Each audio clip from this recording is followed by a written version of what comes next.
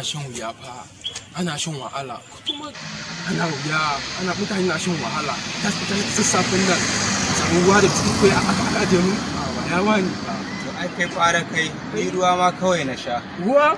Ruwa kawai na sha. Zan gaya ma duka gara ku. Kai. Ya ma gaskiya.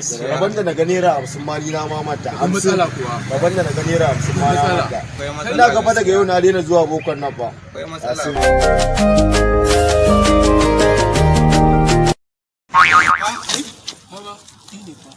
A wannan lokacin? Kai? Mun saka yani ba ne. Ba ka da hankali a wannan lokacin za ka ga kuɗi ka ɗauka?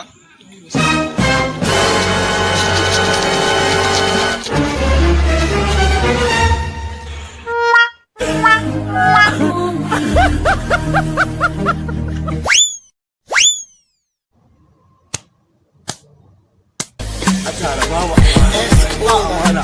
Ba amana.